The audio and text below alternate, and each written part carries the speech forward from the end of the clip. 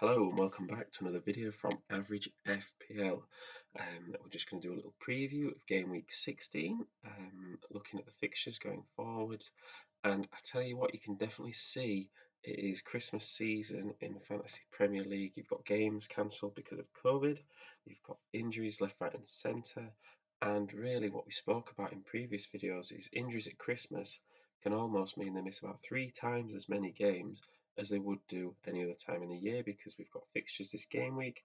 We've also got fixtures midweek next week, and then we've got fixtures next weekend. So someone like Tony could potentially miss 3 game weeks, whereas a few weeks ago he might have only missed one.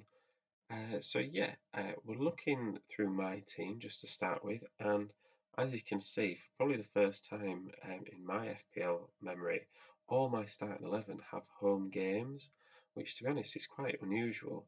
We've got Edison in goal at home against Wolves, who's they feel like he kind of owes me a clean sheet there because he's just conceded 1 goal each of the last 2 games since I've got him in, and for that price, you would really like to see a bit more returns than that.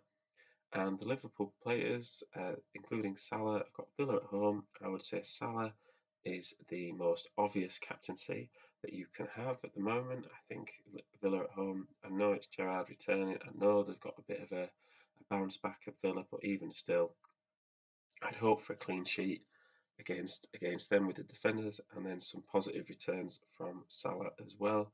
And then Henry Watford at home, yeah, possible clean sheet. Watford bit of a bounce back as well, and the same for Loughton with West Ham at home. They're potential clean sheets, and if they get them, that'd be great. And I kind of feel like I do need defenders come up and score some points for me this weekend. We've talked about Salah in midfield. I put the vice captaincy on Mason Mount because Leeds at home, I think is a potentially great fixture. This is also the sort of game week where someone like I think Salah got rested in the Champions League, but I'd be a bit nervous about Salah getting rested next game week. I think this is a sort of season where you know or the time of the season where Salah will get rested 1 game week and then Mane get rested the next game week. Liverpool just try to manage them going into that. But yeah, I've got really, then we enter a bit of problems with my team in terms of injuries.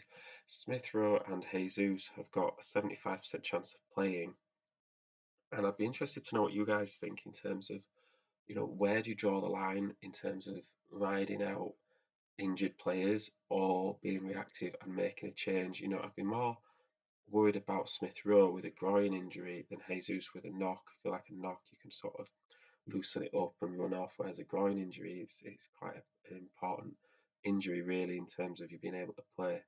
We've also got Ivan Toney, who is out until the 18th with illness. Now, I've not checked whether that's COVID or not, or whether that is just him not being very well. If it's COVID, obviously he's a potential to move out. There's also just not many striking options that I see at the moment.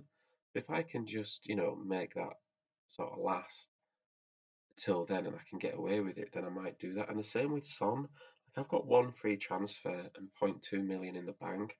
And yeah, I could take Son out for someone like Fernandez this week. But I'm gonna want Son back in. And if Spurs are gonna play again midweek, then I think I don't want to use a transfer today and then the same transfer on like Tuesday when I've got other areas of my team that I could improve as well. So really, it's a bit of a conundrum, and only because Son, Jesus, Edison, I know Edison's not injured, but they're 3 players that they're quite expensive that I maybe don't need at the moment. I definitely don't want to make a keeper transfer now. And I was looking at the different midfielders around Smith Rowe's price, and there's not loads. You could maybe look at getting in a Leicester midfielder, um, someone like that. But really, I'd just be interested in what you guys think in terms of where I can go next with my team. I am prepared to use a transfer, but I'm also thinking maybe I'd just take my chances and then use 2 transfers next week when I've got a bit more flexibility. I think really this is the least confidence I've felt since I made the wild card 6 weeks ago, and I am going for my 7th green arrow, but this will be one of those. If I get a green arrow, no matter how small a green arrow is, I'm taking it. Um, really, it's one of those where you just hope for clean sheets, you just hope to get some good points on the board and just tread water a little bit. And like what we said with Christmas, you've got to be reactive. Son, you would expect Son to play. You don't think when you bring Son in, oh, that team's going to go down with COVID for a few game weeks. So it is about being reactive, but then it's also if you've got different areas in your team you need to improve, um, you need to pick and choose, and you need to sort of hedge your bets a little bit with that. In terms of other captaincies, I just feel like Salah is so obvious, as far away the best captaincy option, really, especially this game week. I think if you were to look at a Chelsea player, if Lukaku's back, or you've got Mount or Havertz or someone like that, I think they're good options as well. Man City at home to Wolves has potential, but then again, you're playing that sort of selection roulette and potentially someone like Ronaldo, Fernandez at Man United away at Norwich. And then I think because players like Salah are such an obvious captaincy shout, got about 73, 74% of owners or players owning Salah. I think anyone that's not owning Salah at the moment maybe isn't actively playing the game. Um, but yeah, hopefully, let me know if you guys have the same problems and if I can help.